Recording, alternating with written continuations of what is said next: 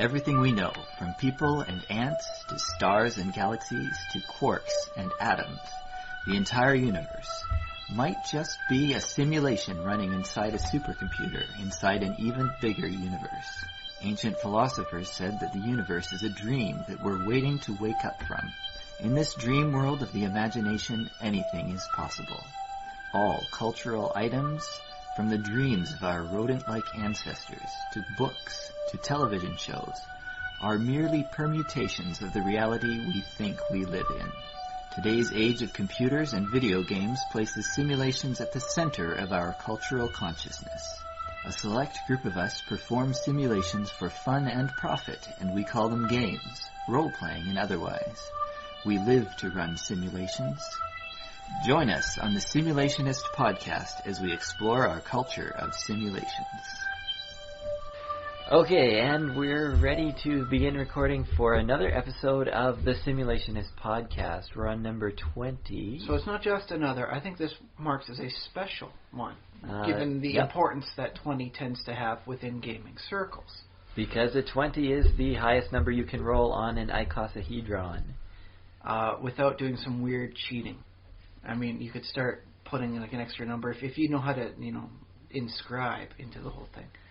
Yes, so welcome to episode Natural 20 of the Simulation Podcast. Today is January the 22nd, and I am Joshua Trelevin. I'm still Ryan Kirkby. And yes, so we're here ready to talk about another subject. I guess we're going to start off with revisiting a subject. Sure. As this would be revisiting the topic of luck, and we're going to sit down, hash out the whole thing about the luck elemental. Well, as opposed to just talking about it in various concepts of what luck would represent. I imagine most of our listeners are probably sitting also, although some of them might be standing or jogging. For all we know, we have very active people. Yeah, we could have all sorts of them doing whatnot in gyms. They just like listening to their nerd stuff as they do jog activities because the dialectic is extra sweet for them. What? I like to imagine that we have wonderful viewers who imagine life to be a wonderful combination of not just A or B, but that little area in between. Write us in if you listen on while you're jogging, and don't worry about it being like a little bit after the fact, because these episodes are going to be a little bit time shifted. So even if this is in the future, please write us anyways. Although don't actually write us while you're jogging, because you should probably pay attention when you're jogging, otherwise who knows where you wind up. I've seen people hit posts and poles because they're doing something with their iPod and jogging at the same time. Kind of hilarious, and then I feel bad for laughing at someone else's pain. Would be a portent of the future, though. Can you imagine having Google glasses or something like that with the heads-up display that kind of displays over reality, and being able to, I don't know, maybe you dictate to write or something like that, or maybe you have a keypad. Could it really work out, though? Well, if you're dictating it while you're jogging, huff, huff, huff. Yes, I really like your guys' huff, huff stuff. Well, you don't have that much faith in technology, obviously. It would be not able to cancel out that breathy stuff. Well, maybe on version 2.0 or 3.0, but not initially. If you're just trying out the Google Glasses plus Dictate service that works while you're jogging, maybe practice a little bit before you actually send them an email.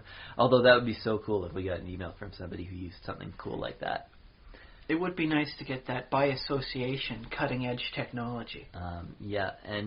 Certainly, I'm sure it'll be out there. I mean, 10 years from... Well, how many years? Yeah, 10 years 10 from years now, from now, they'll have it, but it'll be loaded with games, where it augments reality for you. Well, they So we'll just walk down the street, and there'll be people with these little, thimbles on their fingers to say, they're shooting monsters everywhere, and everyone just looks like they're stoned out of their gourd.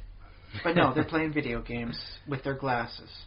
Yes, very cool future. Okay, so we're following up on the last thing. Well, not the last one. This goes back to episode 13, when we were dealing with bad luck.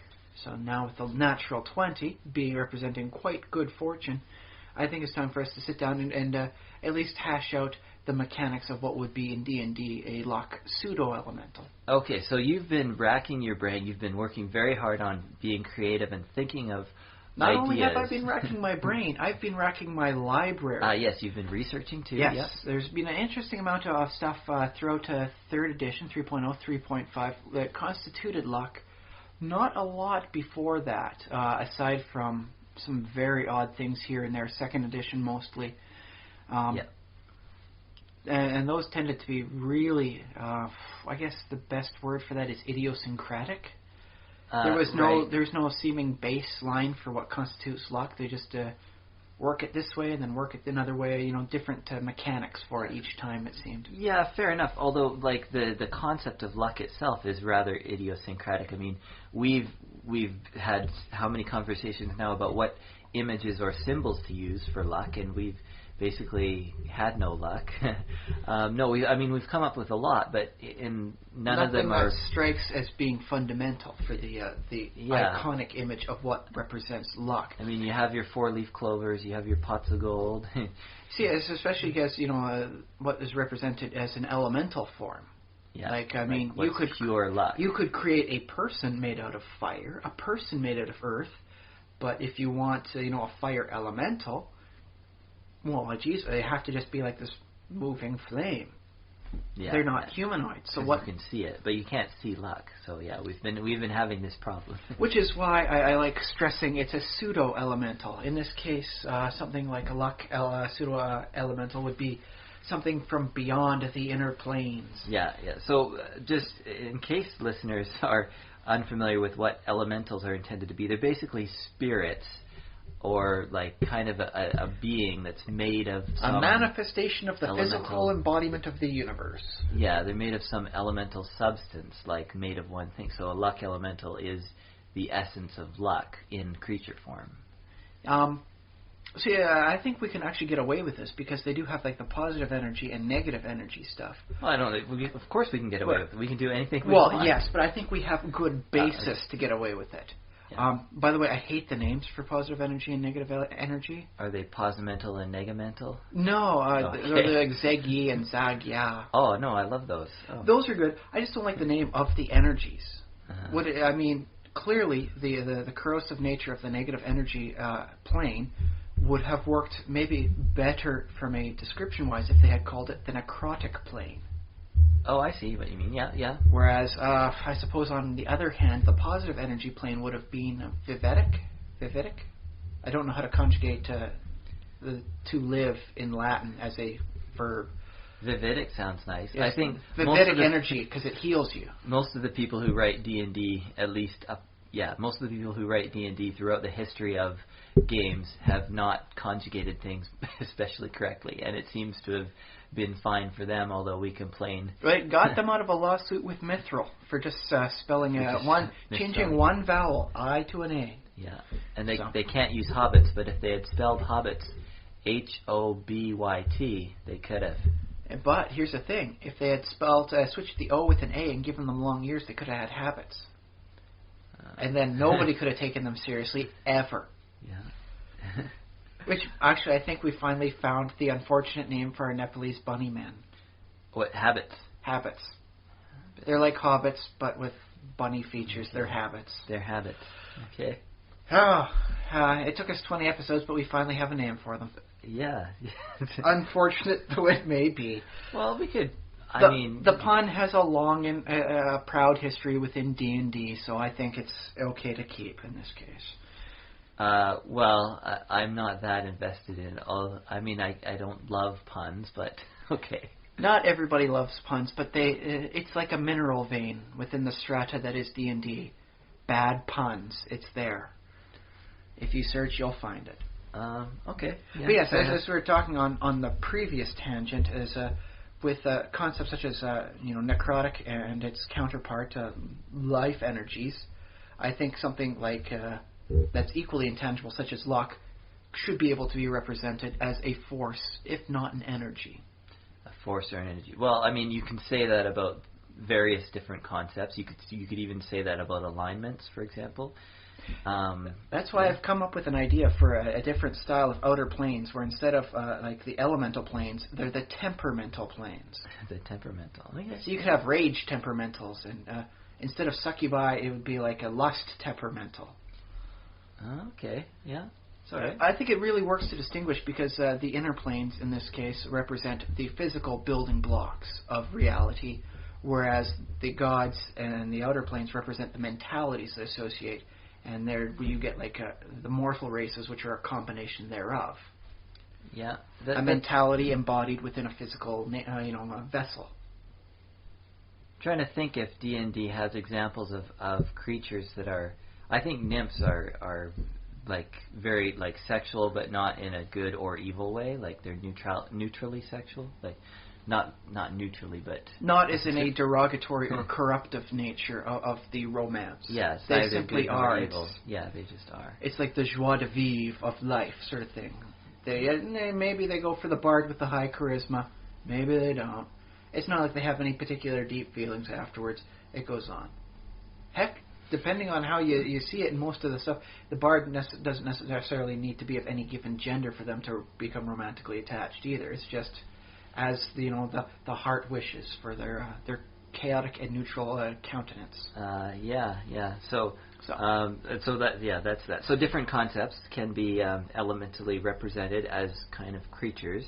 And so you've been working on your luck elemental creature. Well, I've been trying to figure out some mechanics for it. I mean, it really helps to have an image in your mind, but how do you imagine luck? And so just before we started the podcast recording, I was able to come up with a form.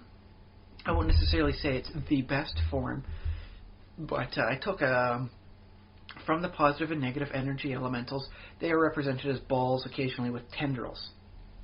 So I figured with the luck pseudo-elemental, it would be seen as a ball of energy. A bingo ball. Yes, it could be seen something like that, yes. In this case, though, it would have in its center, we can call it a rune, an image, sort of thing. It would be face on to whoever's seeing it, sort of thing. So, to everybody, it appears to be looking directly at them. And is a symbol of what the person sees as luck. A pair of dice, balanced scales, the four-leaf clover. Rabbit's foot. What else is horseshoe? Yes, all sorts of things like that. It'd just be like a thing like that periodically shifts. No given reason. Might be interesting too if it had something personal to the character, like that. It shows whoever looks at the elemental will see either their birth date or their astrological sign or something like that. Something kind of that's unique to them. You know what I mean? I do like that. I was going for just, what they see as luck, but something more personal does work out. In this case, it wouldn't be an actual mechanic or anything. It would just be effectively fluff on the whole thing. Yeah, but of course, when you're writing this down, you have to include some examples for the dungeon master who's, rather than just say, just describe it any way you like. And that's not really helpful. That's the thing. It's really hard to create a monster if you can't imagine it. Except for perhaps the invisible stalker. But a luck elemental. Well, it could be just invisible. I mean, it could be naturally invisible. That's an interesting thing I hadn't considered for. Just natural invisibility as like an extraordinary ability, not unlike the beholder's floating abilities. Yeah. It just is. Yeah. Or what else? It might be coexistent on like there might be a luck plane, like how there's the ethereal plane. There could be like a luck plane, or a fate plane where luck elementals and their opposites could both kind of exist on. In this case, I'd like to imagine luck and fate being opposite sides. Yeah, they could be like have little fights or whatever. Debating as to the concept of free will versus pre-chosen destiny. Yeah. Which I think has a special resonance within D&D because there's a lot of stuff. You keep seeing deities of fate, and the future, and you have divinations that should say how things are going to come to pass. But it really hinges on a whole lot of dice variables when it comes down to the proverbial brass tacks. Yes, it's all about the dice in D&D, which is what we talked about this. It makes the concept of it, instead of being like a sphere for the thing, it would be seen as a 20-sided die, constantly shifting. I kind of like the concept of that. Well, if you're creating a world, a universe, and you are building cultures inside it, then basically, in the real world, luck has certain symbols in each culture. Like different cultures have different symbols for luck. So you could create your own D&D world and say, yeah, this just happens to be all the cultures share a certain set of symbols for luck, and that's what the luck elemental that could be because that's what the luck elemental looks like, and then they say, oh, that's a luck elemental, so that's luck. We'll use that as our symbol of luck, because that's what the elemental is. Chicken or the egg. Yeah. It becomes one of those really weird things where you got to sit down and just picture it from their perspective in the game, and it just gets, whoa. So, do we have a final answer? Is it the shifting thing? It'd be a sphere, with the shifting thing. Although I would like to put in a variant for people that are playing more humorous campaigns for it to be a 20-sider. 20-sided die, yeah. Well, I want to point out that just because we use 20-sided dice in our when we play games doesn't mean that they can't. In the D&D world, they can't have the Platonic solids. I mean, you look at ancient Greece; they had all the Platonic solids, and I think it's very natural for cultures to kind of grab onto those shapes, depending on what they are. But especially in arcane culture, would kind of the Pythagorean cult kind of deal, where they think that there's hidden secrets in mathematics. They would be very enamored of these particular shapes in reality. And so then we could use the various sides on the solids, how many surface faces it has to work instead of the size. As elementals increase in size and hit die, the luck pseudo-elemental would increase in faces to represent the various particular minute twists of fate. In which case... could. Okay, in that case, instead of... I retract the sphere for its image, and it becomes a translucent, solid, of the various... heck, let's have some fun with it. It's a D&D. We'll work with the various... the small ants would be a die 4, and it works itself up to the great elder ones, which are the die 20s. Well, I just want to point out that that particular progression has sort of, not entirely, but sort of been used by the Modrons. Which would represent very interesting dichotomy, because they seem to be a very fate-aligned race that doesn't need to rely on luck. Yeah. But I think for the purposes of the game, at least within the meta context, I think most people will get it. Yeah, but you don't think they'll think that's kind of a dumb joke or whatever? I don't know. I think it could be entertaining. Sort of thing is you don't have to buy more miniatures for them. Well, there we go, and that's where I'm standing. That's where I'm standing. It saves you on miniature money. Yeah. Think about that. But it would be a clear version of your dice with a symbol inside that each person sees as being representative to them of luck, either good or bad. Yeah. Now, how does a DM determine this? Just do you just write in the description of the monster, know your players and know what they want? Or do you say, do you give a suggestion for each race and class and say, fighters are likely to see it as a X, but if your fighter is different, feel free to change it or something? I just put it down as something simple, like ask the players, what does luck represent, how is luck represented to you? What's the symbol for luck? And then just get them to tell you. And then forget any big tables like that, man. They'll give you your answer. Well, I've never seen that in actual monster description. I've never said, get your players to describe this monster. Well, see, because I'm thinking back to, I guess it would be first edition Manual of the Plains. The Outlands, Concordant Opposition, didn't look like what it looks like now. It looked different to every person. Mm-hmm. What one person might, like a druid might see as like a hedge of trees, the wizard would see as a shelf of books. Okay, yeah. So there was that. It was a little complicated for everyone to do. Because and I can imagine why they might have ditched it, but... I like the concept of it. I think for the purposes of a fluff thing in the center of a monster, let's go with that. It looks different to everybody. What do you envision? Ask them. Well, this though, I have a little bit of beef with that, because this is maybe a topic for another day, but the idea of fluff versus crunch, and that I always feel like certain elements of fluff are actually quite important to advance the story. And so you can't really say, oh, it's fluff, you don't need it, or you don't need the imagery or whatever. You just need because I think that the imagery gives you actual real information. Well, I suppose it works on how you qualify fluff versus crunch. Then crunch would be mechanics, how it operates within the system. Yeah. Fluff would be how it looks and all that stuff. Yeah. Which is not necessarily to say that fluff is bad. Yeah. But it's just that it's a non-mechanical component of the creature. Well, it is on some level it often is, but sometimes if you say, you might include something as fluff, here's this king of the gnolls and he's wearing, so-and-so armor. Okay, that armor is the crunch element, but he's also wearing this fancy cape with the gold embroidery. And he's like, well, that's fluff until I'll call that semi-fluff because it becomes crunch once they start collecting the treasure. They start collecting loot. They're like, ooh, that cape looks You fancy. said gold embroidered, right? Is it magical? And I detect magic, and then it becomes an element of crunch. And I can imagine other things.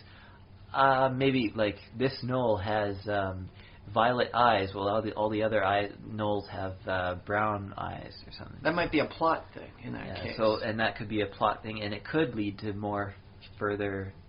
I don't know. Is there a word that we can use for in between fluff and crunch? Crunch. I was thinking nougat. Oh, nougat. It seems like it's sweet. It has its use, but it's still kind of fluffy.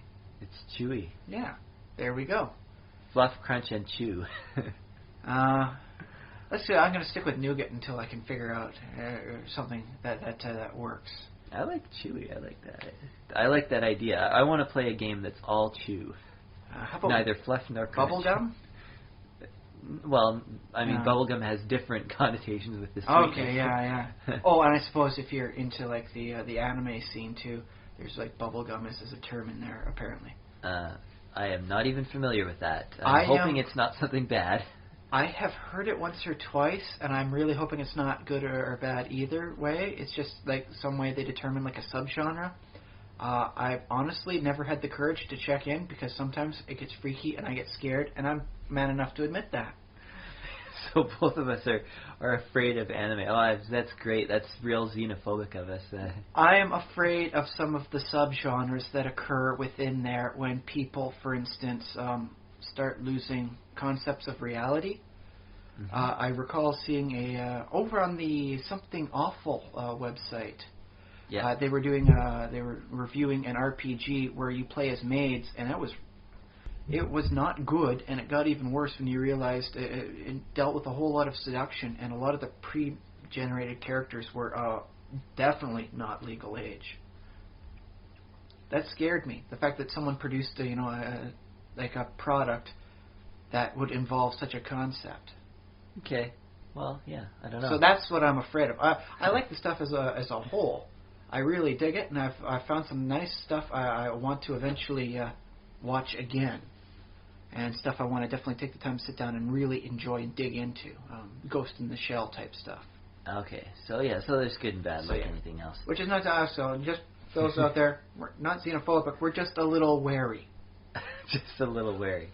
Well, I'll say for my part, I just simply haven't encountered animes. I haven't deliberately steered away from any anime, but for some reason, and manga for that matter, anime/manga, so, I simply haven't had the opportunity to really delve into it.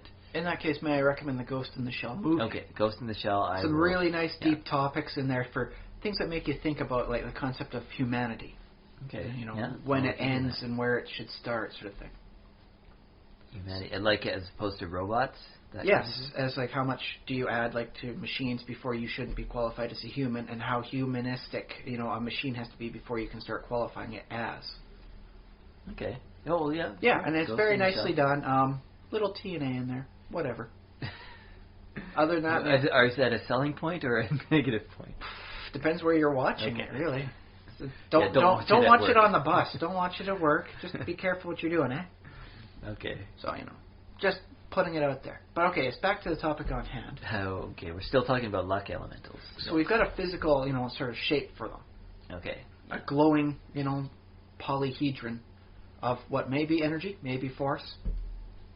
Let's call it a force as opposed to an energy, because luck as an energy means batteries, and I don't want to see like a luck battery. Well, okay, so what happens, just like not even D&D, but maybe sort of D&D. Right. What happens if you touch the luck elemental? Like, can you feel, does your hand go through it, or do you actually touch something solid? I'd say semi-solid. It'd be like putting your hand through Jello. It'd be like Jello, but it wouldn't stick to you necessarily. No. It kind of dissipated, on you, like any remnants would like dissipate away. The same way ectoplasm is supposed to be. When you touch that sort of stuff in the games, it's like, you touch it, and then when it's on your hands, it just kind of vaporizes away until there's no remains at all.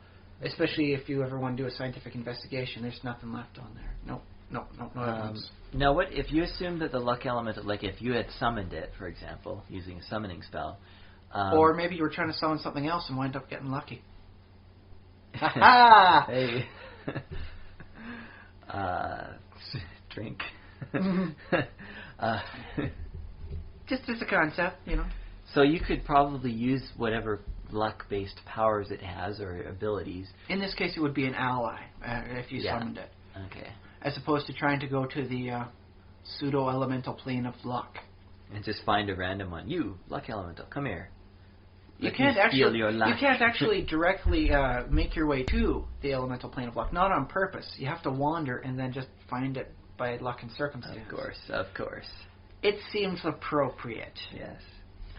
But yes, I actually spent a lot of time looking through the 3rd edition stuff to find mechanics for what constitutes luck. The luck domain for the granted power in the player's handbook has reroll. Just re-roll any roll before you find out the result, and you got to take the second roll, no matter how bad it is. So it's one of the things that apparently most of their clerics would save for. I rolled a natural 1. I'll use my daily domain power and roll again. Yeah. So that's not bad. The spells you got at any given level looked less like luck and more like just random bonuses. Yeah. 20% miss chance on ranged attacks, or bonuses, some extra hit points here and there. Well, we're still having trouble actually defining what luck is. So that actually was very little help aside from the reroll. Yeah. And so I searched through some other stuff. The Dungeon Master's Guide has luck bonuses as a type of bonus. Mm-hmm. But that really wasn't anything aside from like holy bonuses, enchantment bonuses, enhancement bonuses, and anything other kind of bonus you might get. Mm-hmm. It was as good as circumstance. Mm-hmm. And depending who you talk to, there should be synonyms for one another, but I'll let that slide for now. Sure. I found a few locations. Races of the Wild had a Luck Stealer Prestige class. Complete Arcana had the Fate Spinner Prestige class. And the Complete Scoundrel had Luck Feats. A whole bunch of good feats for determining luck. But all it really wound down to was getting a small bonus to this or that in roll, or allowing a re-roll for a particular type. So that's basically what luck is within 3rd edition concepts for D&D. Sure. Okay. It's re-rolls. Yeah. So as you work that as a mechanic sort of thing. It would be that I liked what they had for the prestige classes, where you effectively had a luck bank. You were able to, like the Fate Spinner had an amount of points, compared to their level in the prestige class. Mm-hmm. So I guess in this case, the luck elemental would have a number of points available to it eventually, in accordance to its hit die. Maybe 1 point per hit die. Yeah. Okay. Now it doesn't start off with them. It would have to get that through applying penalties to enemies. Okay. Yeah. By stealing their luck or something like yes, that. Yes, right? Applying like a penalty to their rolls. -1 to attack, damage, saving throws. Mm-hmm. I suppose you could also make an argument for like forcing a reroll on that sort of thing as an interesting way of it absorbing luck. If it would hit you, instead of like the 20% miss chance or deflection chance, it has a bad luck aura. Anytime you attack it, there's a 20% chance that you are forced to roll again. And if the second roll misses, then it gains a luck point. It represents it gave you bad luck as you tried to attack it. Yeah. Well, and the use that I'm picturing is I'm continuing to picture basically a summoner wanting to summon a luck elemental and take advantage of this excellent, wonderful power. Because as a monster, like a DM... It's not very combative. When I was looking at what it does for luck in the game, a luck elemental would be much more of a support.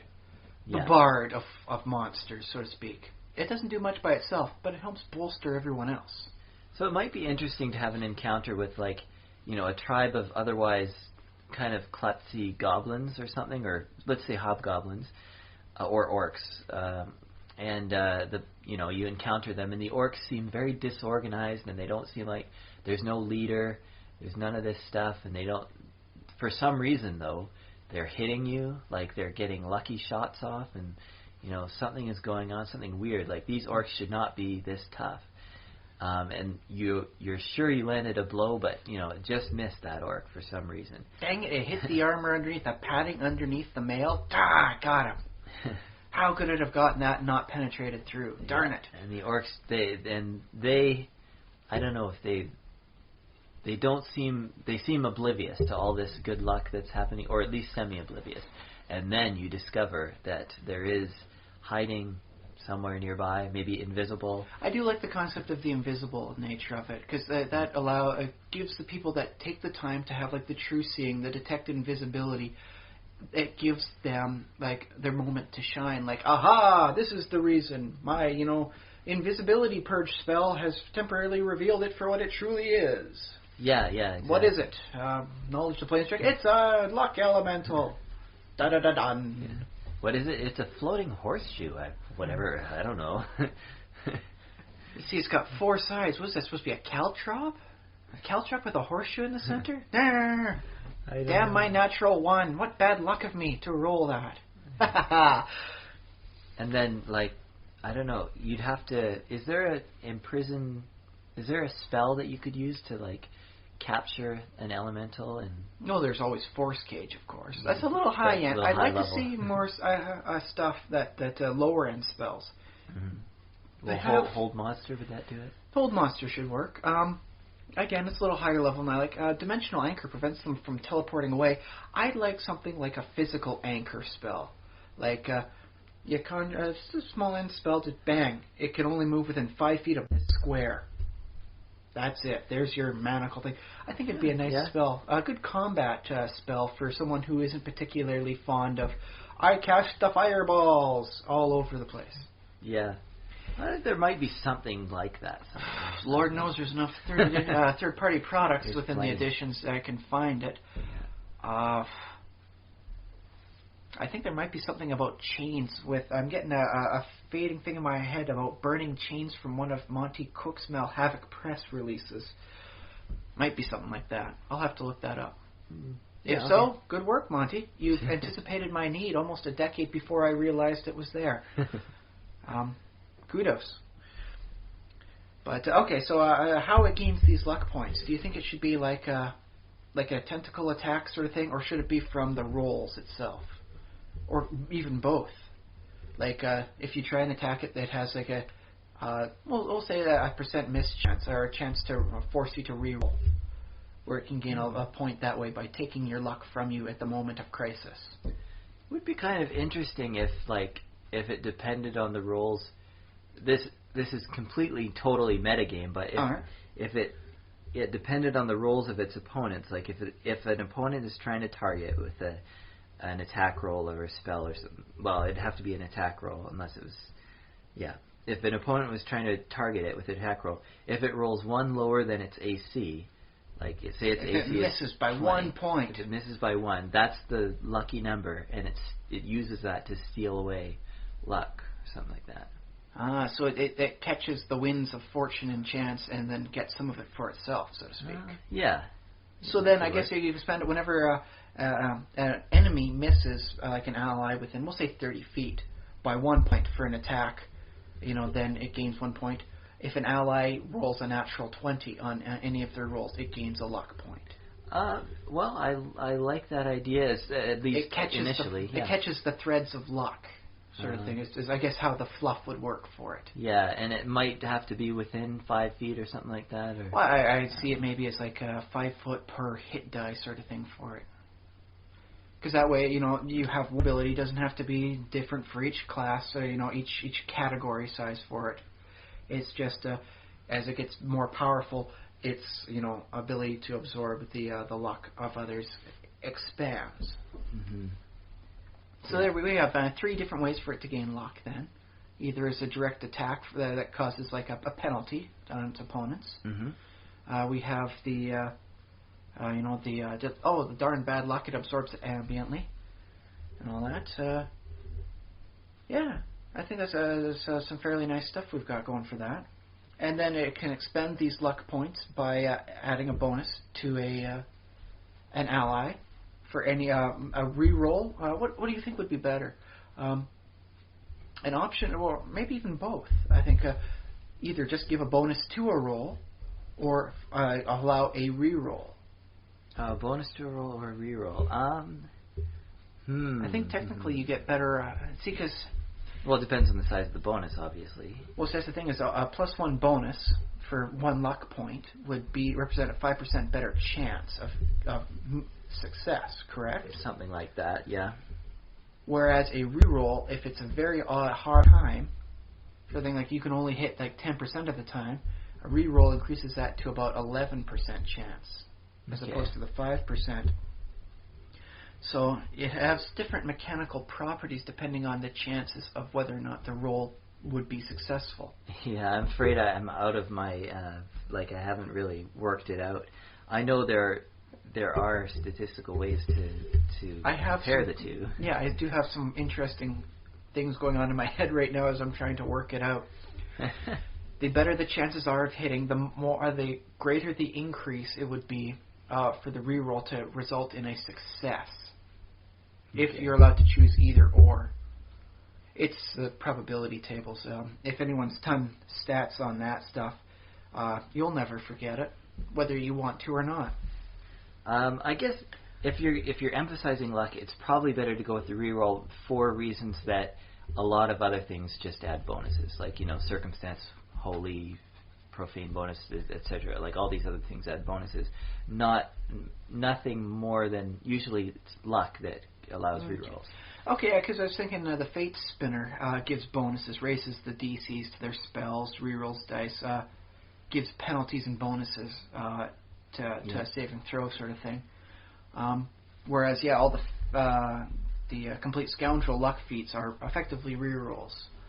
So in this case, if we ever want to retouch on this topic and create a Fate elemental, then it would have to give a static bonus, whereas the luck one would be all rerolls. And that would be largely the difference between the two then. Yeah. So, okay, there we go. So it's all rerolls for its bonuses, and it has a stored energy thing. So I guess we are getting into a luck battery then. So yes, the summoner would use that to help bolster the effects of the other creatures and allies, as well as help out with potentially their own damage rolls. It's like, re-roll for my fireball damage, or at least 1 or 2 of the die. Yeah. The other thing I wanted to add about luck is a lot of times luck will be something that you won't necessarily invoke it in a fight. If you're sniping, let's say, for example, like from a distance and your enemy doesn't know you're there, you'll be like, okay, here, come here, luck elemental, blow on this arrow. Or if you're about to attempt a skill that's difficult or something like that, you'll say, okay, wish me luck. It's often these kind of role-playing areas with, I guess you can role-play in a fight, obviously, say, I hope this hammer lands a lucky blow or something like that. I don't know. But there's a lot of other areas besides just fighting where luck can be used. Just had a proverbial brain fart for this idea. Another way for it to gain points for its little luck pool, if you have a spell that grants a luck bonus, you cast it on the elemental, it will gain luck points equal to the spell level that you cast on it. So something like a 2nd level spell that grants a luck bonus would give it 2 luck points. so you could charge it up that way. Okay, yeah. All right. But yes, your bit about the whole thing about trying to invoke luck. See, that's the thing is for the purposes of in the game world concept, it seems more like people just really get into the zone. I need this blow to hit. And then with the mechanics of it, it's like, oh, but I have the Lucky Strike feat, which allows me to, expend a luck point to re-roll an attack or a critical threat confirmation. Haha. And so what would have been a normal hit becomes a critical, or what would have been a miss becomes a hit. And yet, well, speaking of blowing on things, which I didn't mean to sound dirty, but there are, you don't find in D&D a lot, you don't find descriptions of those little rituals and things like, what do you do? Do you turn around 3 times when you cast a spell? Turn around 3 times and wiggle your elbow or, The little superstitions. Yeah, exactly. I think those should be, part of it. Somehow. I do recall, let's see, Sword and Sorcery Studios, they were an imprint of White Wolf back in the 3rd edition days. Their relics and rituals had true rituals, and then they were talking about concepts of a 0-level true ritual being a superstition. You could perform an action and gain a small bonus. Mm-hmm. I think 4th edition added some of those too, did some rituals that anybody could do. Yes, which is I think nice. I know Gary Gygax in his foreword in the original Relics and Rituals book loved the concept of it, and he kind of wished that he had known or figured that sort of stuff out when he was doing D&D back in. Yeah. In the day. Well, it makes sense because that way all your spells that for combat would be spells, whereas the out of combat stuff would be rituals. Yeah, I think they did that in the 4th edition. I think it makes sense. It's a nice way to divide the two, and that way you don't have to worry about how am I going to prepare my spells? Oh, it's this is a combat spell? Yeah, it's something you use. It's non-combat. It's a ritual. You can do that outside of combat. Because it's not something you would ever do in the middle of a fight. Yeah, cool. Although an instantaneous version of the portable house spell that creates a nice log cabin. Uh-huh. Being able, it takes 10 minutes to cast, but if you can do that in about 6 seconds, bam! No, there's no way through here. There's a house in the way now. That's kind of fun. Yeah. So, something like that. Entertaining on its own. But, I think it would be interesting to work out small superstitions, too. Just something that gives you, a +1 bonus to trying this sort of thing, like blowing on dice. But I can also see it being related to the deities. Like the blowing on dice things only works if you're actually an active worshiper of the god of rogues or gambling or whatever it is in your campaign. Mm-hmm. You have to actually actively worship. So if you're a worshiper of this religion, then yes, doing that is a lucky thing for you. But the guy who worships the other god down the street, no, that does not work for him. That's why it's a superstition. It doesn't work for everybody. Okay. It'd be a nice way of adding the deity's flavor into the mundane characters. The god of smiths, his worshippers, yes, they are a little bit better off at making things. Why? Because they conduct the superstitions that make them slightly better. Okay, yeah. But, they have to actually go to the temple and pray once a week sort of thing. Or whatever it is that you have to do when you're a god of smiths. Make something for free and give it away. I don't know what that would be. That's up to the guy creating the deity to work this out, man. Okay. I can't do everything for you. Yes. Okay. So we have a mechanic, we have an appearance, and we have a nice way to differentiate the various styles. And it's an invisible creature. Yes, I think we have the luck pseudo elemental done up well enough. All it needs to be done is the mechanics for it. Yeah. Okay. But yes. Yeah, you'll continue to work on that, I'm sure. Yes. Yeah. At least until inspiration strikes me on something else. Occasionally I get a wave of ideas and I just don't know where to work with. But I have it all spoken out and I have the stuff written down here, so huzzah. So yeah, we've gone through it. Okay, well, yes. Yeah, good. I quite like that. So are we ready to move on to another topic? Yes, but all those out there, there's your little celebration for making it with us. 20 podcasts. Oh, that's okay. Yeah. You get a wonderful, odd little elemental that works in a very nice capacity. Non-traditional. It's not like I'm a big bruiser, but you know what? It definitely adds flavor. And if you don't have flavor, your campaign is bland. That's just how it goes, man.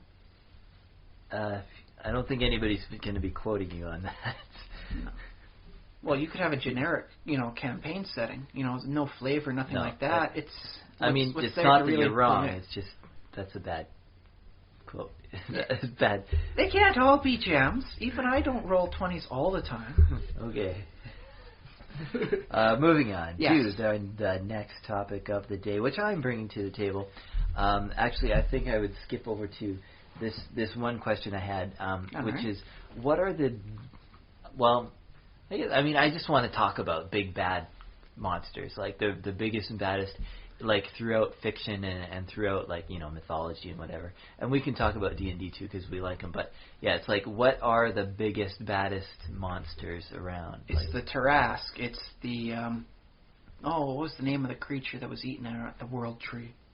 It was one of Loki's kids. The Ouroboros? No, that was the snake eating its own tail. This was the Norse one where you got the giant gnawing at the World Tree. Oh, yeah. Jeez. It was eating Yggdrasil. Yeah. Linorum? No, Linorums are a type of dragon. Well, they're pretty big and scary too. Which is actually an interesting point. At one time, dragons were considered the biggest, baddest. Yeah, what happened to that? Power creep. I guess it's power creep, yeah. Which is not to say that at the very end, a full-grown, mature great worm ain't going to kick your ass. Because played properly, you have almost no hope against dragons. They have the stats on their side, they have the physical power, they have the magical power, they got mobility, and they got weapons, breath weapons, tails, they got buffets, they got slams, they have it all. Yeah, dragons are pretty awesome. So they are considered at least the generic big bad within the fantasy campaign setting. Yeah, there's a whole game halfway named after them, Dungeons and Dragons. And it's really hard to imagine a dungeon as the big bad, unless it's like a massive like clay golem sort of thing, and inside it's all hollow and riddled with the stuff. So first you kill it, and then you explore it. Yes. How much fun would that be? Yeah, well, it's the maze colossus, the labyrinthine colossi. Labyrinthine colossi. So forget about all these real-world examples. We've made our own. Well, which is something I want to bring up once we've covered a couple of them. It seems to be an intrinsic thing to make up something bigger, badder, more awesome. Yeah. So, once we bring up some of the things, maybe we can find a few threads. Maybe it's something innate to the human psyche to do this. Yeah. So, let me see. Biggest, baddest. Well, there's some, like... The Tarrasque, of course, is, I think, the canonical and a historical D&D example of the creature that you will not win against. Probably, I think the biggest, baddest ever invented is... I didn't actually look it up, but it's from the Zoroastrian religion. The good guy is Ahura Mazda, and then I forget the name of the bad guy. He's so bad, he makes you forget his name. I'm sure there are people who know already. But basically, because that religion has two, basically nearly... It's a dualistic style. Yeah, it has two deities, and they're nearly omniscient, nearly omnipotent, except that they balance each other out. There's one is good and one is evil. The good one is Ahura Mazda, and for some reason the bad one has slipped my mind. So we'll call him Tom. Okay, yeah. So he's the most evil thing that's ever been thought of, I think. The biggest, most evil, yeah. Yeah. The baddest guy. But this happens across all sorts of things, because I remember the final season of Buffy had the primeval evil, the big bad of big bads. It was the like sin and temptation. It was everything that was nasty, and it was completely unkillable sort of thing. It could not be stopped. It was beyond even the power of self-proclaimed deities, and it was really creepy. Yeah. Fiction is full of stuff like that. And I was thinking about Star Wars and what the biggest...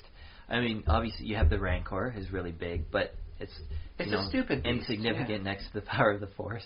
There's that space slug, space worm or whatever. Oh, the one that almost ate them when they were, hiding out? Yes. Yeah.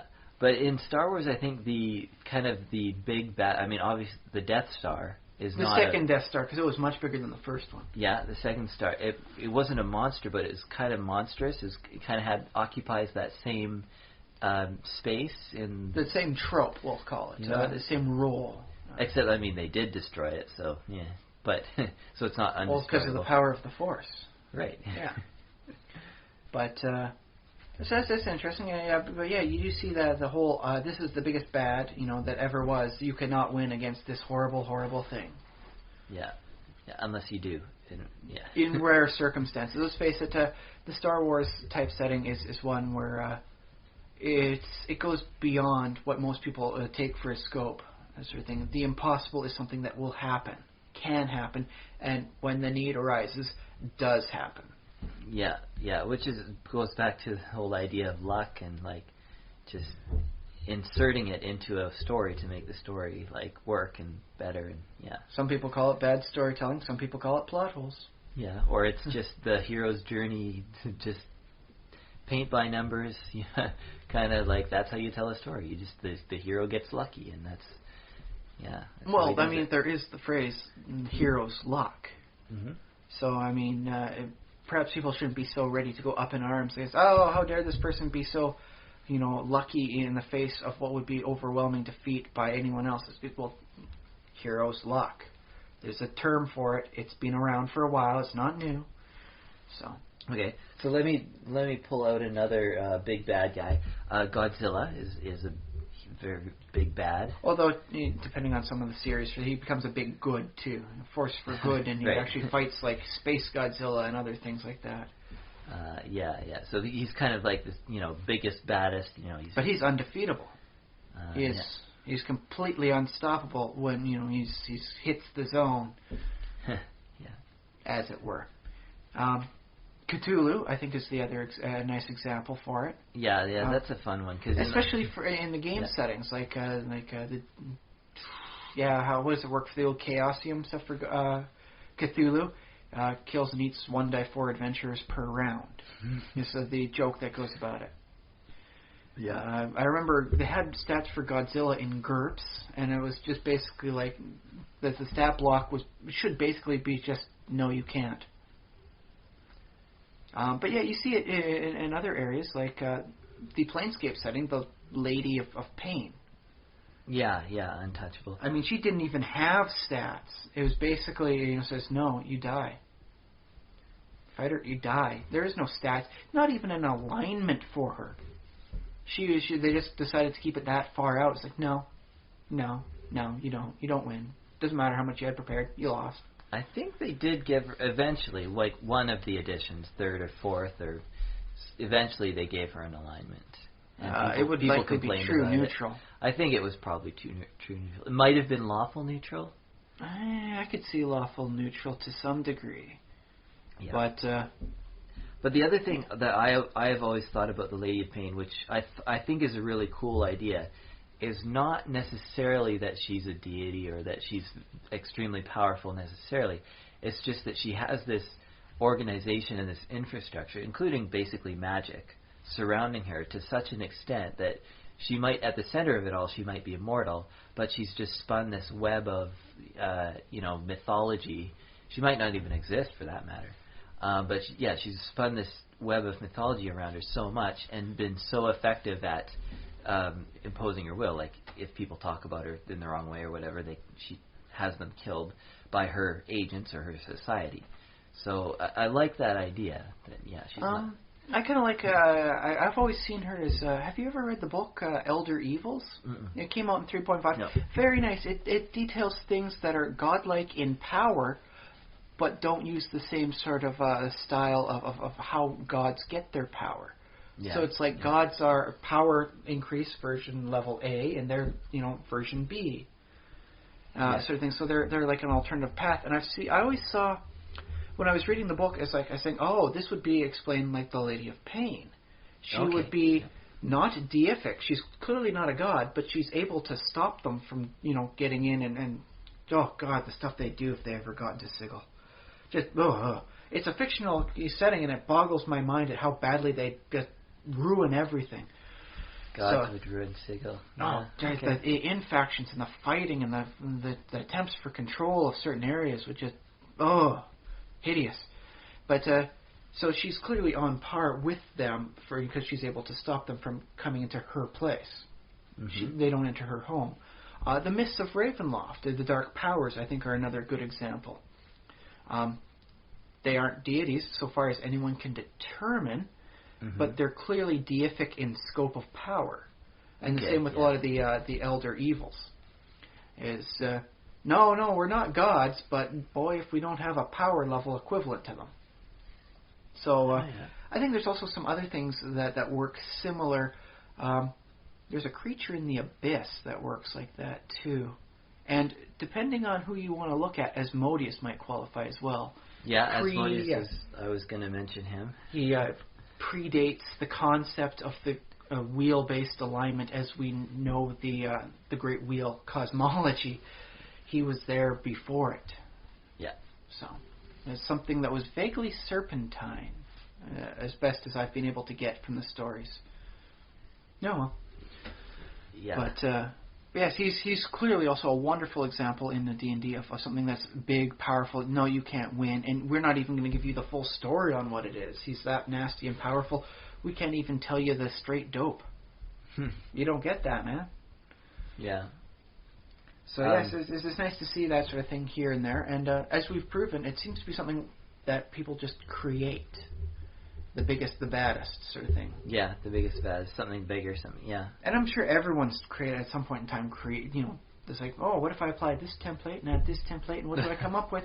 And next thing you know, you've got a 30-headed dragon. Okay, so yeah, tell your shadow dragon story. Well, it's just applying templates. It's like, okay, I've got a little spare time. I'll take, let's see, the red dragons are the most powerful of the chromatic ones. I want an evil one, something that can be a real bastard if need be. So I'll take the red dragon, and then, a multi-headed template. On this size category, I can add 29 other heads. Yeah. And then good. say, shadow creature template. Okay, let's add that to create the biggest, nastiest, horrible thing that the rules could technically allow if ever, if you were to either bribe or get the DM drunk enough to agree to. Well, wait a second. This is your PC? I don't know. All I know is that most people wouldn't even consider such a horrible thing, in their campaign, just because it's like, ooh. And I think the challenge rating came out at something like 31. It was high up there, man. It was epic in scope, and it was just from it wasn't even anything from the epic level campaign stuff. I just adding templates to templates, and whew. Well, now what? I think it may have been a half fiend too. I'd have to double check. What effect does that have? Does it just add more hit points and more attacks per round? And more abilities, yeah. Okay. In which case, for the dragon, it would be 30 breath weapons that do level draining. But how is that different? Or it almost seems like it would be a crappier monster than just having 30 red dragons. Well, 30 red dragons can breathe fire on you 30 times. Mm-hmm. But this one creature can breathe fire on you. Because I believe I took some stuff from the Necronomicon, the Draconomicon too. Great. Okay. On that for when I was working up the feats and all that, and it was just it's like, it'll breathe on you 30 times somehow. I don't know how it works out that it can aim all the heads at the same point, at the same time, but it can apparently do that. Okay. And it just it drains your levels. It can drain 30 levels per round on the targets. You can lose 30 levels in 6 seconds if you start failing really bad. And the more you fail it, the more likely you will be to fail the future rolls because of negative levels. Oh, that's good. That's a good, it's a good monster. Trust me, it was much better than the multi-headed beholder I came up with. It had 3 other heads on the other side of its body thing. Okay, yeah, sure, yeah. Just having fun, because, it says anything with a head you can apply this to, and a beholder is technically just a head. So, let's apply it this way. Yeah. Well, that's fine. That's cool. No, actually, it wasn't cool. It was horrible. Okay. But I think it might make for an interesting picture if I ever become capable of drawing well enough to make it look okay. Unless there's someone out there who will draw that sort of thing for me. But, I'm not asking. I'm just saying there's an idea. Multi-headed beholder. Yeah, I don't even... it might exist already somewhere. Somebody might have... yes, I must admit I haven't actually looked that up. I was so disgusted with myself I deleted the file. Oh, like, okay. ew, this is... This is an embarrassment. Okay. I'll keep the 30-headed dragon, but I'm deleting this thing. Yeah. So other super cool, awesome creatures and beasts. There's a beast in the Gilgamesh legend called the Humbaba, which is supposed to be really awesome and have tree trunk legs and stuff. Sort of like the behemoth from the Bible. Oh, yeah. We can go over into something like the Final Fantasy series. I believe they keep putting in that ultimate Atma weapon. You defeat it, of course, but it pops in there. Mm-hmm. And yeah, I recall it like a hidden beast here and there. Like you don't have to fight this Atma weapon in any of the games of it I played. It's an extra thing that's really hard to destroy, but you can do it. Yeah, maybe. And video games, for some reason, are very interested in those giant visual, really big. For they take up your whole screen or whatever. Or plus, if you've ever played Shadow of the Colossus. I haven't. Yeah, you got to kill 11 of the biggest things that are walking around on the earth. So big that to hurt them, you have to climb up them like an ant. Or, get them next to a cliff where you can jump onto their head for that sort of thing. That'd be fun, yeah. It was very much an interesting game, different from the standard sort of stuff. There was nothing else like it. And honestly, the monsters looked pretty awesome. And that's all there was in the game, was just the big guys there. So all killer, no filler, man. Just, here's the boss. Just go at it. Yeah. Try to survive. And in Diablo, is the final boss called Diablo? Or is in the first one, yes.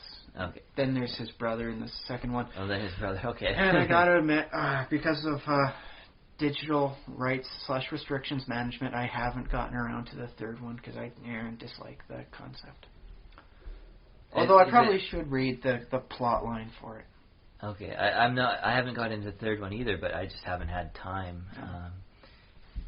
I resisted temptation. Blizzard offered me a free month of it. Yeah. I had to say no. I just don't like the concept of the always-on DRM. That's who I am. Because I was going to play solo. Why do I need, to be online if I'm playing solo? Oh, I see. Yeah, and, well, the whole online, always online thing, I mean, they talk about it with video games. They're like, what? Everybody has internet access nowadays.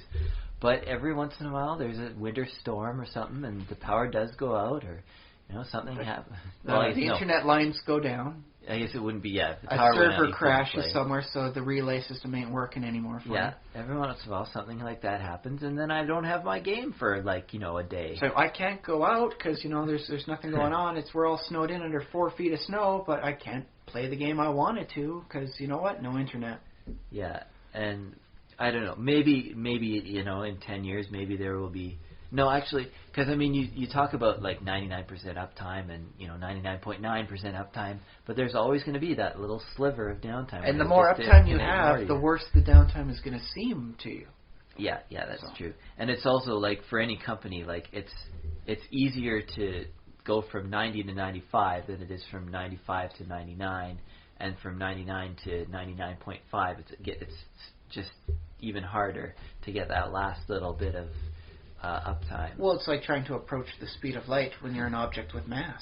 It provides. I guess it's analogous to that. It provides the amount of energy expended for that becomes exponential to guarantee the greater connectivity in this case. Yeah. Although it's all normal factors that you can kind of explain, but obviously it just simply becomes more and more complicated. When you have bigger and bigger networks. But I think we're going off topic. Oh, well, talking about big things. Yes. In which case, the power grid or something like that becomes the big bad. The big bad. And please don't bring down that big bad. The Matrix. Is there a big bad in the Matrix? There's no creature that's really. Well, there was the architect, but he really wasn't a big bad, as in a big thing you're never going to defeat. Yeah. He was a mastermind who plotted your thoughts before you would think them. He reminds me of the Wizard of Oz in some way. Probably more powerful than the Wizard of Oz, but kind of that little guy who's kind of behind all of that. He was much better than the actual Wizard of Oz was at being that sort of guy. The Wizard was trying to be. It'd be cool if they redid Wizard of Oz with more of a Matrix type theme. I'm sorry, I'm picturing Keanu Reeves as the Tin Woodsman. Dorothy? No, the Tin Woodsman, because you get so many people saying his acting skills are so wooden and artificial that it seems like it would be a nice in-joke to have him do that. Yeah. So who, Could he sing though? You get a younger Jim Carrey, he would have made a great Scarecrow. Jim Carrey, of course, yeah. I think he's trying to get out of being the whole spastic, I can flail my arms like I don't have bones sort of thing. He's trying for other things, more mind type games. I wonder if he's got all kinds of joint issues now from a lifetime of silly moving and stuff. From what I've seen, he's starting to suffer from the ravages of aging around the face, as in he was able to pull all sorts of face moves, and change how his face looks, and just based on just scrunching it up. Yeah. Now that he's no longer such a young man, I seen one picture of him where he actually took all the excess skin and he pinned it to up with clothespins around himself. So he's got this horrible waddle as he looks at his tightened face in a mirror as he's looking all happy about it. That's Jim Carrey for you. He can make you laugh even on something weird like that. Who's got a cool face? You know who has a cool face? Walter Matthau. Is that how you say it? Yeah, I think so. I don't know. Is he still alive? Oh, jeez. He must be if we haven't heard. Yeah. Well, I'm just thinking if that was him or the other guy who's on that movie that Jack Lemmon. Jack Lemmon. Yes. I don't know if either of those guys. I don't know. Well, I hope either they're in a better place or they're still alive and doing well. Yeah, maybe I'll put it in the show notes. Note: Walter Matthau is or is not. Yeah. Anyways, I don't know. Yeah, wow. He has a cool face. I was thinking what if Jim Carrey grew up and be like him? I think Jim Carrey could wind up. Well, he's all grown up now. Oh yeah. I think Jim Carrey's working more into interesting mentality things. I think the Andy Kaufman movie he did really helped show him an interesting new way of having fun. Okay. Yeah. So he's still making good, cool movies. Well, he made some interesting stuff on the internet, posting up stuff on YouTube. Weird little things that would make you think, oh God, did he go insane or is he just messing with us? Is he really pouring his heart out to this 16-year-old actress, or is he just having a really fun time messing with everybody? Jim Carrey, who knows, who can tell? Yeah. Well, I think we often give actors more credit than they might necessarily need for being intelligent and stuff. I think Jim Carrey's someone we can't afford to underestimate. Okay. Well, he's the kind of guy that says, what would be really fun? Let's mess with everybody's head and do this, and then he will. I don't mind underestimating actors and stuff, because then if they do something cool, then I'll be surprised. Yes. So that's all right. I just think for someone like Jim Carrey, it's let's give him the benefit of the doubt. This is going to be awesome. This is going to be awesome. He's trolling everyone. Oh, well, happens that's sometimes. possible. Yeah, it's quite possible. I know there's a few celebrity Twitter feeds that work on that, and it's actually the celebrity's not somebody impersonating them. They just wind up having fun. It's for this person in this series, I'm going to come up with an explanation right now. Completely doesn't work, but they'll stick by it, and because they said it, even though they're just a voice actor, that's what everyone starts assuming. Is this something that happened? What's her face? She's a good voice actress. She's doing that pony thing now. I don't know. Oh, dang it. Okay, that's all right. But yeah, she's apparently people are asking her questions and she'll just put out a little answer. Just off the cuff, something that hits her in her head. She just makes up the story for the She'd make up an explanation for why does this happen? I don't know. Helium. That's how it floats. Okay. And then and then people start saying, well, she's the voice actress for the main character, so it must be true. But they're just not realizing, no, she's actually just the voice actress. She's like the front piece of a whole system. Yeah. She doesn't actually write the scripts. She doesn't. Oh, so far as I know, I might double check on that. But in cases with some of the other celebrities who do stuff like that, it's no, they're not actually in the ones in charge. They're just the people, the face people associate with. It's funny. There's only one actor that I know of who both writes and directs and stars, and that's Felicia Day. Well, technically, Will Ferrell does some stuff. Adam Sandler does too. They write the movies too? Actually, I'm not sure about how much. I think Will Ferrell, maybe be a 50-50 split with him and some other people. Okay. I know Adam Sandler tends to write his stuff. What's his face? He played Zoolander. Ben Stiller. Ben Stiller. He does a lot of writing, directing for his own sort of stuff. Doesn't necessarily get the big stuff, but I think he has some very interesting results when he does that sort of thing. Has the extra control over it. But those are few and far between. I mean, when you look at the whole of Hollywood North, the Vancouver and all that, and Bollywood for over in India, not a lot of people are doing all aspects of the production that they're in. Yeah, because that's a lot of work. It's hard. It's a lot of work in a lot of different fronts, and it takes a lot of energy and determination to get it done, as well as a bit of luck. Yeah. What were we talking about? The big bats, though. We've gotten wonderfully off topic on this. Yes, it seems that it's interesting to create a big bad in your own way, however you want. Do you think that's something that's just innate to humanity? To come up with something that's overwhelming? Yeah, innate to nerds, because there's so many nerd battles about, like... Who would win in a fight? Let's see. Yeah, who would win in a fight? 8 Mike Tysons or a bear with a catapult? Definitely the Mike Tysons. Really? Because I can't see Mike Tyson being that organized, even when it's with like 7 other him. Well, what's the bear going to do? The bear can't even operate the catapult. I'm assuming if the bear has a catapult, it knows operation rules for it. Okay, so it can fire It's not at once. A bear with a catapult, it's a bear that has a catapult, sort of thing. Okay, hang on. So the bear fires the catapult and he knows how to reload it and everything like that? Apparently. Okay. Otherwise, you couldn't say the bear has a catapult. It's just a bear, in the vicinity of a catapult.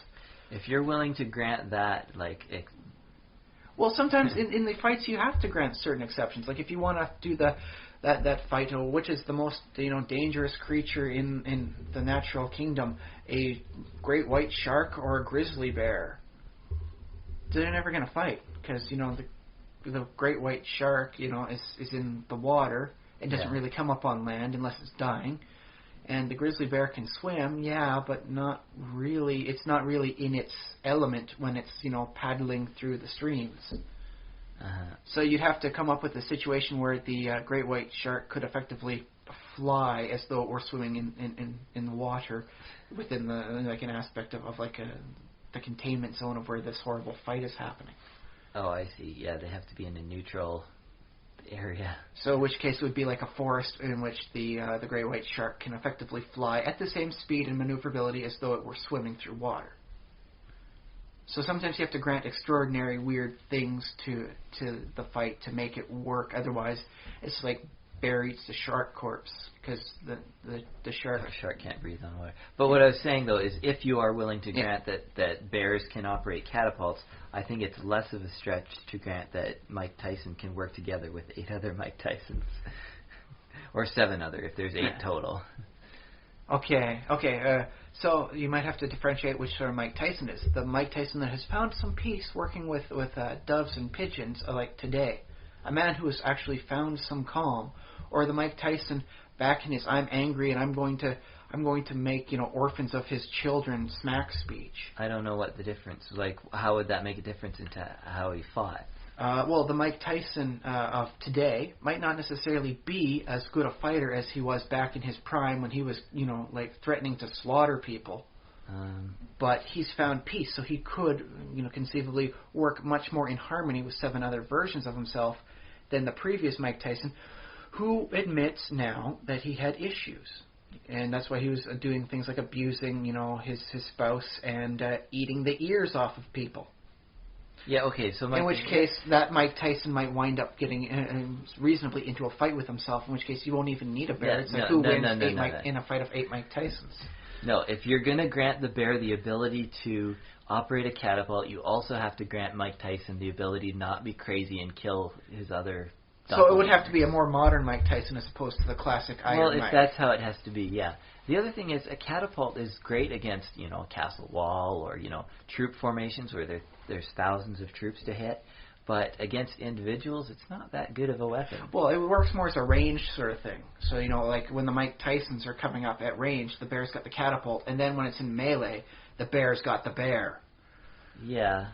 Well, I don't know. Can 8 men beat a bear? Well, say a thing. Would it be 8 men by the time, they get to the bear?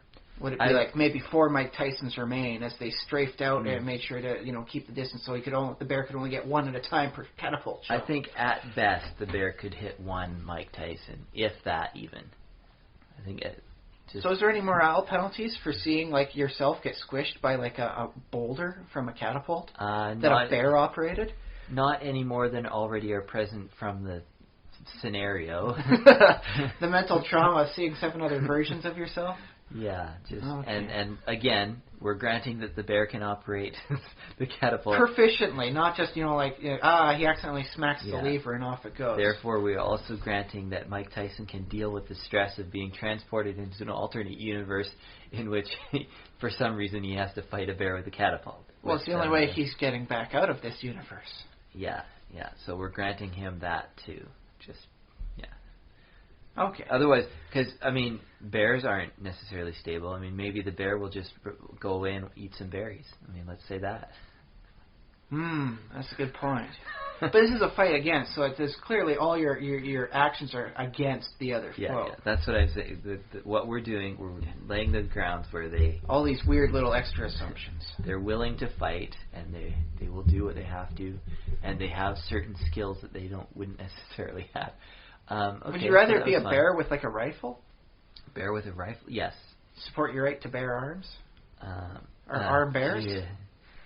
I think a rifle, against 8 guys, a rifle would be a better weapon than a catapult. Let's go with one of those more of the slower speed hunting rifles where you don't get off like 7 shots, a second sort of thing. You get off, just fire, repeat. You got to reload again, like the more classic style before the automatic, semi-automatic stuff came. You might be able to take out 2, maybe 3 Mike Tysons before they got to you. And then I honestly think there may be a little bit of mental trauma seeing a bear operating firearms as it's aiming at a duplicate of you. We're not factoring in mental trauma because the bear is already getting a huge mental boost. I'm just saying, if I saw myself, I'm rushing the bear, and then I look over at my alternative me, and then bam, his head explodes like an overripe melon. I'm going to start rethinking my tactics to more like hiding behind trees as I, try and just, rush up, sort of thing. And you don't picture yourself being the bear and just like having a moment of clarity and realizing, I'm a bear. I'm not supposed to be able to fire a gun. What am I doing? I imagine a bear's mentality would more indicate laughter when it realizes it got a headshot. You don't think a bear would feel remorse or guilt about killing the world's greatest heavyweight? Well, see, that's the world's greatest human heavyweight. And even the world's greatest human heavyweight is actually pretty lightweight compared to the most bear species. Okay, yeah, human heavyweight. I just picked that. I don't even know if that's what people call him, but I just say, yeah. He was, at least at one point in time, the world's best fighter. Yeah, at one point. But yes, getting off from that tangent, it clearly seems to be that there's a mentality of trying to come up with this. How can you one up the other person? You want to create something better, as we've just managed to get ourselves deep into. Dare I bring up? I shudder to bring this up, but the Lemon Demons, alternate Chuck Norris. Ah, yes, he's an interesting one there. I'll say technically Vin Diesel beats him because the meme started out with him and then mutated to Chuck Norris. Oh, did it really? Did the meme start with him? Apparently did, but it didn't really catch on with Vin Diesel because, well, he just didn't have what it took to become mimetic in such a context. Okay. Chuck Norris is something more like, oh yes, everyone remembers that from your childhood, and something about the childhood really causes that attachment. I remember him on the Texas Ranger. Yeah, he was fighting a bear that one time. Yeah.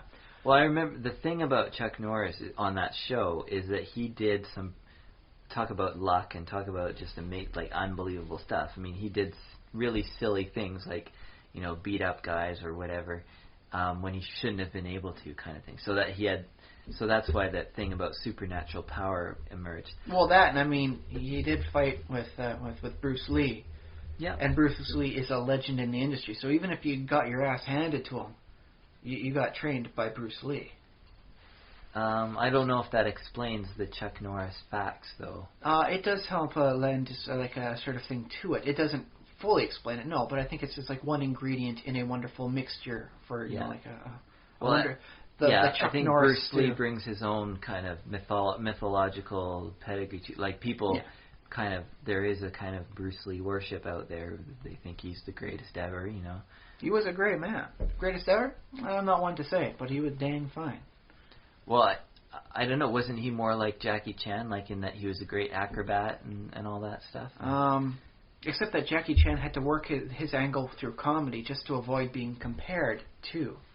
That was why Jackie Chan likes doing the comedy stuff. Because he didn't want to be compared to He didn't want to be seen as, you know, because he said, I'm never going to be the same as Bruce Lee. I'm never going to be as great as. Yeah. I have to find my own way to make my thing, and he went comedy. Yeah. Make people laugh, and then kick ass. Woohoo! I mean, our world is full of these kind of fake heroes, like, you know, your John Waynes, your Sylvester Stallones, your Although Arnold Jackie Chan did do his own stunts. Oh, whoop-de-dang. Hey, if you've seen a lot of the injuries he sustained, doing your own stunts is something, you know, worth you know, at least a nice golf clap for. Well, I mean, yes, on that level, yes, I think he's a good, like, he's a cool guy. He's very cool, but I mean, he didn't need to do his own stunts. They could have gotten a stunt double for all the really dangerous stuff, but he did it, and he took the lumps, man. He broke this bone, shattered that. He kept on going. Well, I can break a bone, like. I don't want to, but I. And could you keep on going and then try the stunt again tomorrow? Well, I don't know if I have that. At a certain point in time, there becomes like a classic point of conditioning within the human mentality. Mm-hmm. Doing this action results in pain. You do not want to continue doing this action. Mm-hmm. That's like negative reinforcement. Jackie Chan has overcome that. He says to himself, I'm going to do this, and I'm going to hurt myself if I do it wrong. But that's not going to stop me from trying it again. And that's what I think, at least one of the reasons people consider him to be so great, is he's like, he kept doing it until he got it right. He ignored the basic tenets, fundamentals of psychology to make sure he got a good scene in on the movie. Yeah, well, and that's how, what they say about show business is the show must go on. And there's a lot of performers that are kind of dumb. Well, I shouldn't say they're dumb, but they're like self-harming in that way that they'll continue to try to perform the show even after they've been injured. But not necessarily just for performers. I recall one president, Theodore Roosevelt, who got shot just before a speech, went up, announced that he had been shot, and then gave his speech before going off to get rid of the bullet. So it's not necessarily just actors. It's just a mentality of people, that says, okay, I probably should have a thing. Heck, he could have had a doctor there, like pulling out the whatever it was, buckshot or bullet or slug or whatever it was that went into him as he gave the speech. And you can't tell me that wouldn't have been even more impressive. Well, what he said, yeah, sure. I'm going to give a speech as somebody operates on me to remove a bullet from an assassination attempt I had just before coming on to give the speech. Now, I'll just face my side this way so he has a better angle because I've got the podium in front of me. Now then, let me begin. Yeah. Okay, yeah. It is a mentality of being a person. But also, I want to say that what gets into your head, this is doing my psychology though, is that you're part of something bigger and you don't see an alternative. Like if you're part of this big show and everybody, if it's a huge show, it's hundreds of people relying on you. If it's a smaller show, it's just 5 or 6 or a dozen or whatever. But all these people are relying on you to go on, on stage and do what you do. So you basically say, well, I got to do it. So then Jackie Chan would keep doing his stunts because he sees that if I can't do this stunt, we're going to have to stop for the day, and that means everyone here is not going to get full day's pay? Yeah, basically. I mean, he does it for the guys. He does it for the guys taking the shot, the lighting people. And I think in some ways that's admirable, but in other ways that's because, let me see, here's another example. Michael Jackson, basically, he probably shouldn't have been performing at the time when he was because he was sick. And in order to continue, he had to be taking all these drugs, and he insisted that his doctor give him more and more of these drugs.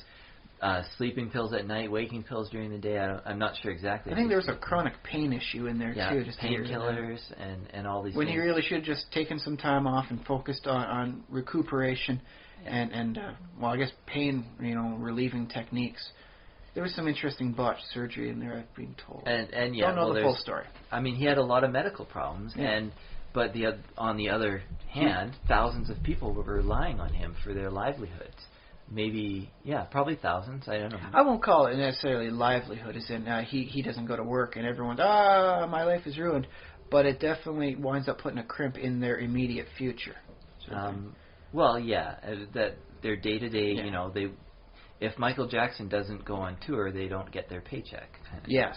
So I don't know. Well, there might be insurance involved and things like whatever. But hopefully there's something for them in that place. That said, I'm not, unless there's a union involved, I'm not going to say hopefully that somebody put that in place.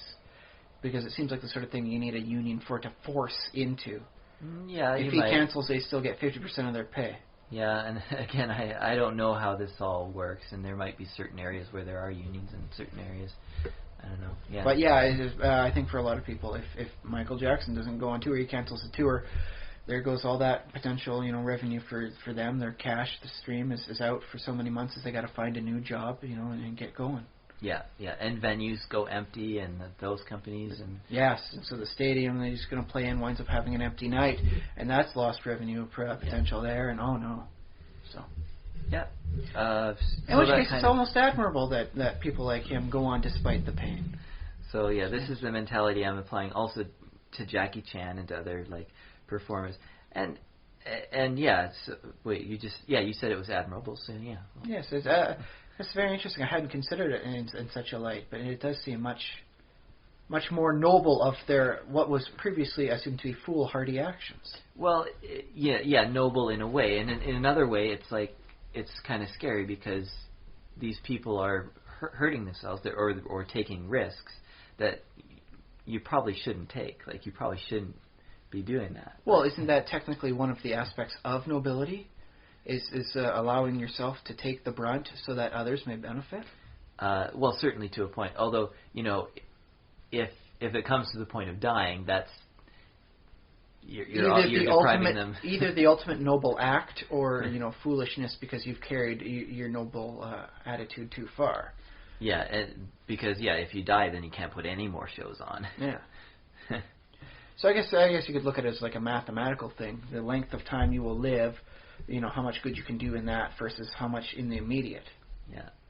So if Michael Jackson could have given the performance of the lifetime that would have resounded throughout the ages, but he would have died right afterwards, maybe it's better than him performing for like a decade on mediocre stuff here and there, taking the time off and not doing it all the time. Although, right up until the end, the work that he was putting out was pretty spectacular and pretty awesome. Well, especially, his show performance was, say what you want about his personal life, but the man was a consummate performer. Yeah, and I think that's why so many people really did mourn his passing when, if, say, someone else had passed on who had maybe a sordid history, they would have just, said, and ignored it. People die all the time. Well, yes, but in this case, comparing that to someone else with a sordid, potential history that he did have in his later years. Okay, so I like talking about big things, the greatest ever kind of deal. Obviously not a big bad guy, but who do we have for really good boogeyman? I mean, we used to have Osama bin Laden for a lot of years. He was the big bad in real life. He was kind of a boogeyman, but I don't know how dangerous he could have caused some more damage. I mean, I think he would have if he could have, right? Yeah. There's the whole Coney thing that they were going to try and do last year before the unfortunate incident where the guy was caught. Yeah. Let's not finish that because I don't think anybody really needs to hear. They can find out if they want to, but let's not drag the guy through the mud again. Right. Well, I don't know. Yes, I think there are a lot of unsavory characters around in Africa running. Well, technically, in many areas of the planet, Africa just happens to be notorious for such a thing. Yeah. It's that weird mixture of good publicity and bad people. I don't know, but Yeah, we don't really have a big bad right now. Well, not a living big bad. There's always... Okay, I hate to godwinize this thing. There's always Hitler. Yeah, okay, yeah, we're going to Hitler, but yeah, he was definitely a big bad. A man whose actions were considered effectively so evil, it was easier for us to imagine that he had supernatural powers than accept that he was able to convince average people to do horrible things. Because at the end of World War II, you then had a nation full of people that, were your enemy. What happens now? You say, well, the main guy, he's dead, and it must have just been his magnetic, swaying power over your minds, and that's why you're not bad people, and we don't have to execute every one of you. I mean, you weren't really supporting it. You were just swayed by his amazing word and, his speechcraft abilities. Yeah, well, they did have a whole series of trials and all that. Well, yes. Different levels of involvement, and some people did get executed, and some people... It's one of those weird situations where after you've fought the enemy, it's like how many of them qualify as the enemy still, and which people are considered... They were just working at a factory because they had to, because they needed to make a living like everyone else. I get, like, legally, you can't really... a degree of culpability. Legally, you can't prosecute them for that. Ethically and morally, you could sort of condemn them and say, you shouldn't have done that. See, but that was the thing, after the whole thing was, instead of condemning the entire nation, of saying, you are all evil people for being a nation that took part in these actions, instead it is easier for people to believe that Hitler had some sort of supernatural power to sway your mind with his speeches until you thought what was going on was the right thing. Oh, is that what happened? There's an interesting amount of people afterwards that were giving him these powers because they didn't want to believe that the average person could be swayed into such actions. It's easier for you to assume magic powers than... That's just how humanity operates. Sorry. But it wasn't just necessarily him. I mean, if you want to crank back the clock in Europe a decent amount of time, the Roman Empire had Attila the Hun. Yeah, there've been a lot. Yeah, there've been our big bad. They built him up to be such a nasty big bad. He was a good tactician. He wasn't necessarily as horrible as they claimed, but he made for a good villain. And nothing polarizes like a good enemy to have. We've been going for just about 90 minutes now, I think for the purpose of the big bad, it does seem to be something that isn't necessarily a modern thing. It's something that is something humanity has. If you can't create the big bad in whatever mythology you're creating, like the 12 Tasks of Hercules, he has to fight a Hydra that every time you chop a head off, 2 more grow out. That's the worst enemy possible. Woo! And then you apply it to making a real life person even worse. Genghis Khan was not necessarily the best person on earth, but he probably wasn't necessarily as bad as his enemies made him out to be. Would that they had their way, we would be imagining him now as like some sort of 3-headed demon beast that overrode the plains. Okay. Not quite as bad as all that, although no. I think the actual stories of him are pretty bad. But I'm not saying he was a good guy, necessarily tactical genius. Yeah. But he wasn't as bad as his enemies would have had their subjects believe, or have the people further on down in time believe. Yeah, and that's what we do. I guess we mythologize and we turn people in larger than life, whether it's good or bad. We kind of create these mythological things, and then we like to put them in stories, and we like to kind of compare, have them fight. Well, especially in a setting like D&D, where they have mechanical stats, you can just throw them at each other in whatever setting and work it out that way. Yeah. Okay, so... Yes, there's nothing wrong with having a big bad in the campaign, like an unkillable machine. Oh, that too, yeah. Yes, it's just, congratulations, you're part of humanity. Whether or not you use him, however, that's a different question.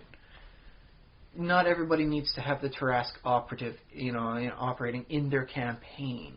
Well, it's sort of like if the players encounter the Tarrasque, then they're either automatic death or be happy if you escape with your life. Well, technically, he's supposed to sleep for several years at a time. If you catch him sleeping, maybe that'd be an interesting campaign. It's like, okay, part of the campaign. Oh, he's sleeping. Everyone just back out quietly.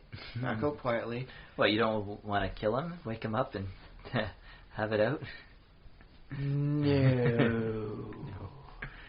No, let us I wouldn't mind closing and locking all the doors in the dungeon that got you there. You know, making sure no one else comes on in, and then just burying the top of the dungeon with a whole lot of dirt. Make sure you can't even find the entrance, and make sure he just sleeps down there as long as possible. Yeah. And then you go off to other things in the campaign. It's like, yeah, I'm at the Trask. He was sleeping, and I ran away. Honestly, that's the second smartest tactic I've come up with on the Trask. The smartest being to coat yourself in like candy or caramel or something, and having him eat you. In 3rd edition rules, you take less damage on the inside of him than you do on the outside.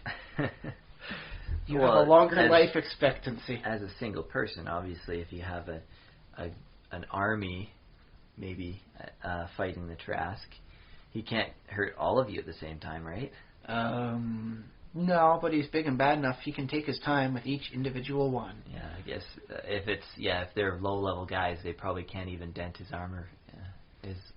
Well, they can dent it, but his regeneration's just at such a factor. Nah, doesn't even matter. Even it's like 1,000 archers? Assuming 1 in 20 hit, let's see, it brings it down to 150 hits a round. With his damage reduction and his regeneration, I think he can kill them before they get. They're just random statistical odds, into hurting him. And then you want to run into some other creatures like the half fire elemental troll with a ring of immunity to acid. Yeah. Well, we've gone on too long. Thank you for listening to us, all you listeners out there. If you have had the patience to listen to this point, I think we've given some really good ideas for DMs that have had just about enough with the players, and now they've got something to smack them back with. Yes, I hope you have been inspired by our conversation. And doesn't necessarily need to be the biggest bad; it just needs to be big and bad enough that the players can't win. Send us your emails and your stories. thesimulationist@gmail.com. We love your anecdotes, yes. And go ahead and click on next week's episode, which is probably already in your queue, hopefully. Or if not, we will see you in the next week. Depends on how far in the future you exist. That's right. And I've been Josh Trelevin. I've still been Ryan. Send us money.